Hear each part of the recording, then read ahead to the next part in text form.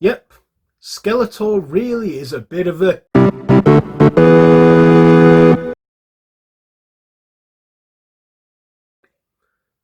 Why, hello there YouTube and welcome to a random review. I'm Random Ross and today, yes, from the intro, I'm reviewing Masters of the Universe. So, this is written by Adam Nee, Alex Latvek and Michael Finch, directed by Travis Knight, based on the Mattel toy line He-Man and the Saturday morning cartoon, and it stars Nicholas Galitzine, Camila Mendes, Alison Brie, James Purefoy, Marina Bacan or something, Jonas Huku Jonason, Kristen Wiig, and Jared Leto and Idris Elba.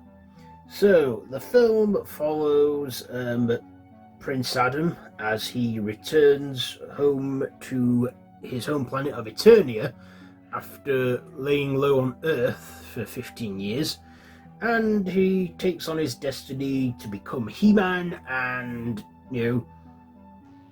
fight the forces of evil that is Skeletor.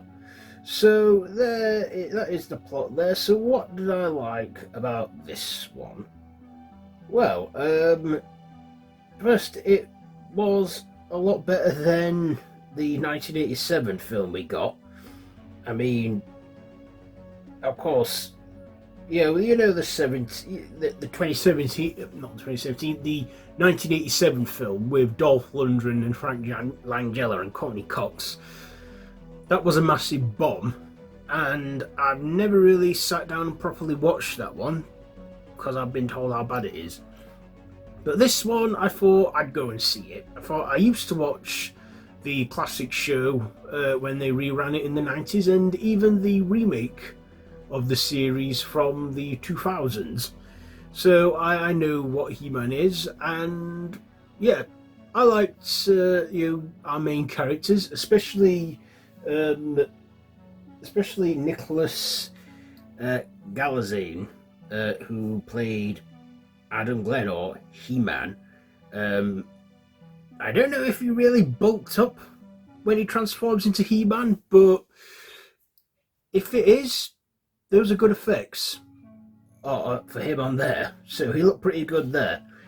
We also got Camila Mendes as Teela, who I know as Veronica Lodge in the show Riverdale, and I thought she looked good in this one. She looked pretty and hot. Still, I couldn't shake off the Veronica Lodge vibes from her, but maybe that's because I watched her in that show for all those years. We also got Idris Elba, who is a big British actor. He's been in all sorts, from the MCU to the DCEU to Star Trek, Luther. He's been in a lot of stuff. You all know who Idris Elba is. We also get the infamous Jared Leto, who doesn't give...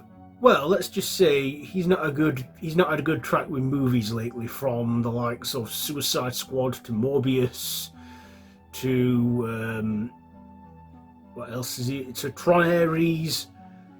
But in this, you hardly ever see his face because he's Skeletor, and Skeletor, he really is a bit of a... So yeah, all Saturday morning cartoon villains really are. And we got Kristen Wiig in this, voicing the robot in it. The Roboto as well. And we even had a little cameo from Dolph Lundgren as well in this. I was like, hey, it's Dolph Lundgren. Yeah, I wasn't surprised to see a cameo in there because, as I say, this is like a remake of a terrible movie. And I think this was a necessary remake because, like I say, From what I've seen of the 1987 film, it does look a bit poor. So, yeah, I'd say this was a good one. Like I said, I can't comment on the 1987 film because I've not sat down and watched it properly. I've just seen bits of it. But I very much enjoyed this one. It had some good visual effects, especially from his transformation to He-Man. We also got his big tiger in it. That is Cringer. And we see him talking it. We see him. We're thinking, are we going to see his armor as Battle Cat? And we do. We get Man Beast in there. We even get like a little cameo from from Orko in the first of the three mid-credits, first of the three end-credit scenes. We get 3 end-credit scenes in this. The second one teases another one, and of course you probably know if you've seen the movie. I don't want to give too much away. And we get a final one where Evelyn, played by Alison Brie, she was in it too, and I thought did a good job as Evelyn, Skeletor's right-hand woman, and there's an end credit scene with her, and yeah, will there be a sequel? I don't know. I've not really looked into how well this film's done yet, or if it's been good or no. The critics saying it's good, but I guess I wouldn't mind a sequel, given that they tease it and a spin-off and what have you. So who knows? Maybe they will. Like I say, I haven't looked much into this film, whether it's done good or not. Haven't looked into whether they've, like I say, the only thing I knew of going into this film was the trailer that I'd seen, and yeah. But of course, some of the visual effects, you could see that it was green screen, like they were in a studio, and sometimes that can be a bit off-putting. Like when, that's a green screen they're in front of. That can be sometimes a little bit off-putting. But I thought the cast was good. But this film is 2 hours and 20 minutes.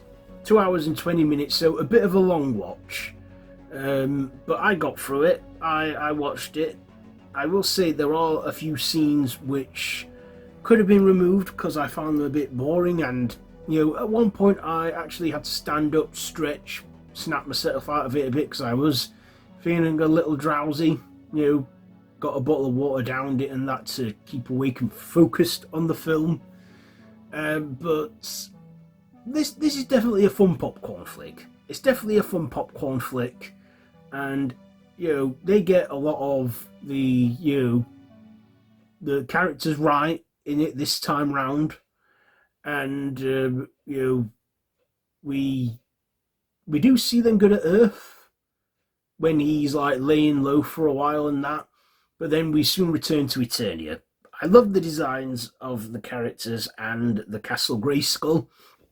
They kept it looking like the actual visuals from the cartoon and stuff, which I loved. And I think this will probably start a new toy line of toys, so kiddies will probably get them. But this is like 12A or PG-13 if you're not in the UK.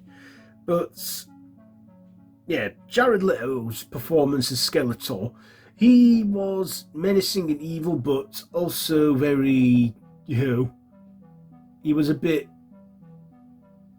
like, he was humorous. I think he had a bit of fun with his performance, which there's no wrong with that. He did have humorous moments in his time as Skeletor, and there was some little humour in that, in the movie altogether. I like that they had some humour in there thrown into the mix. It actually made it quite entertaining and that, quite laid back, and I didn't mind that. I thought it was good. Maybe it could have been cut down to maybe 2 hours, but it had a good soundtrack. I liked the soundtrack and the score. That was good. I very much like that too. And most of the visuals look good, but there were just those odd scenes where you could see, like I say, green screen. But Master of the Universe, I'm glad I watched it. I did enjoy it for the most part, and it was fun. Just a few unnecessary scenes maybe in there, but other than that, I thought it was alright. Nice trip down memory lane, and if they do any follow-ups to this sequel or what have you, then I'll be down for that as long as it's good. But yeah, I will probably watch this when it's available for home media now, because I just will. I don't fancy going in to see a film that long again. Whenever there's a film that long, I usually go and see it once, then wait till it's available to watch from home so I can pause it and that and what have you. But yeah, I thought it was alright. So I will give Masters of the Universe, I will give it, I think I will give this a 4 out of 5. I think 4 out of 5 for Masters of the Universe. So there you go. There's my review for that one. Have you seen it? Let me know what you think down below in the comments. If you like this video, be sure to give it a big thumbs up, share with your friends, and feel free to subscribe to the channel if you haven't already, and to hit that notification bell. All my social media links are linked down below in the description, so feel free to check all that out. I've been Random Ross. This has been a random review. So until next time, I bid you all a goodbye, friends, goodbye. And remember, Skeletor really is a bit of a